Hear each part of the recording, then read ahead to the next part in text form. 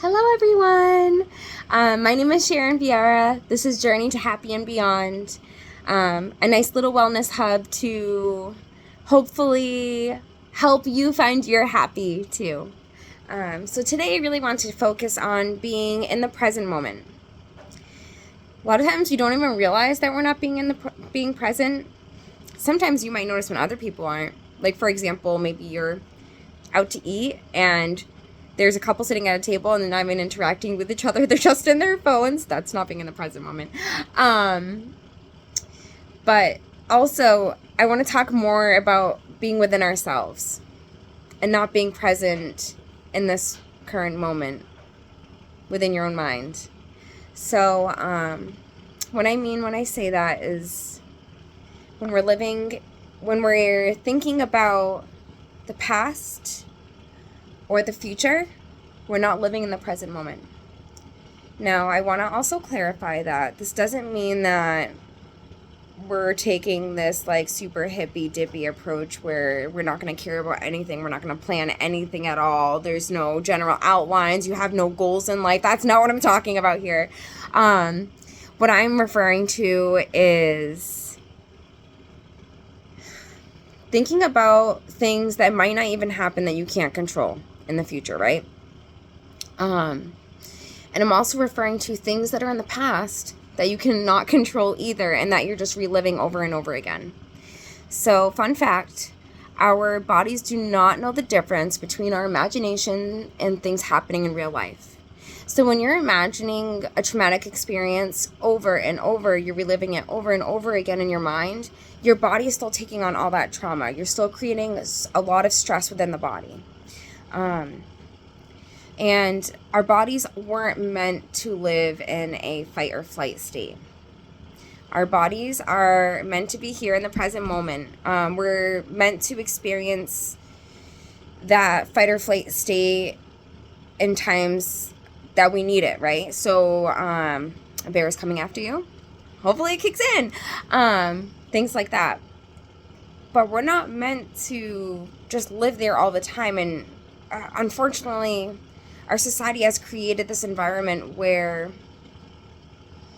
we are always somewhere other than here, for whatever reason. So, thinking about that a little bit, you might even notice that you do it too much. It might just be something that's happening. And the first step is always awareness. Bringing awareness to yourself that you're not in the present moment. You're thinking about something that doesn't have to do with right now. Now, of course, that doesn't mean that we're going to totally disregard our thoughts. It's very important for that your feelings are valid, your thoughts are valid, and they're important. Having that said, we still don't want to think about it all the time because that's just going to bring you down and it doesn't really change much of anything, right? If anything, it decreases our vibration. And when we're at lower vibrations, we're less likely to have a positive outcome occur. So let's keep the high vibrational energy going and come into the present moment. So a really important strategy that I know that I've used is, like I said, our feelings and our thoughts are valid. So make sure that you acknowledge your thoughts when you are catching yourself in those looping patterns because they are very important. And remind yourself that it is an important thought, but right now you're doing X, Y, or Z. Right now you're mowing the lawn. Right now you're doing laundry. Right now you're driving. Whatever it might be that you're doing in the moment. And that you'll come back to that thought at another time when you decide that that's what you want to do and that's what you want to think about. The importance is having the sense of us being able to, again, I know that control word's a little weird, but it's not a good feeling when our thoughts are overtaking us, right? So we want to be in control of our thoughts a little bit more. We don't want them to be all haywire, because then you feel like they control you, not you controlling them. So what we want to try to do is, again, acknowledge that our thoughts are important and that we're going to think about it at a later time. And you might find that even once you do this, you're still having a hard time coming back into the moment. So what I usually do is focus on the things in the present in a pretty specific way. So focusing on all of the senses. So sight, smell, sound, touch. I feel like I'm missing another one. But so just really getting into all of your senses. So maybe you start listening to the things that are around you. Oh, wow, I didn't even notice that bird was chirping. I was so much in my own head. But there's birds chirping outside. How beautiful is that? Oh, wow. I'm driving right now and I have a super soft steering wheel cover that I purposely bought to help bring myself back into the moment, because I love soft things. So that can be something that I do often. I'm like, oh man, this steering wheel, it's so soft. This is so nice. Feel how it goes all around my hands. Like, it's so wonderful to bring you back in. Thinking about the things that you're seeing. For example, like right now it's spring. So like all of the green is coming out and there's flowers that are just starting to blossom. The daffodils are coming out. Oh, it's so beautiful.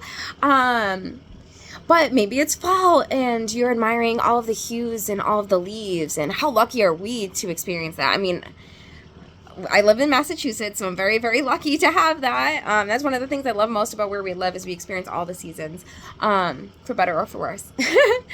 But so again, just noticing all of those things around you that can bring you back into that present moment. And don't forget about your breath too. The breath is a very important tool. It's a very useful tool to bring you back. Which I will definitely be doing a video on breath and breathing in the future, because it is so, so crucial. So try to start noticing when your thoughts might be drifting away from the present moment. When you're thinking about something in the past, or you're thinking about something in the future. And just be very kind to yourself. When we're kind to ourselves, we are much more likely to have a positive outcome. Think about the last time that someone wasn't kind to you, and how did that end up? How did you feel? Did it make you perform better because someone was being mean to you? I doubt it. I know that I definitely am not good at like jobs where people are on top of you and putting you down. Like, I just can't be in that type of environment. It's not for me. And I know that that's very common, where it's, of course, like, not productive to be able to be somewhere where someone's always putting you down or telling you you're not good enough, because we are all good enough. And that's just a lie anyways, if someone told you that.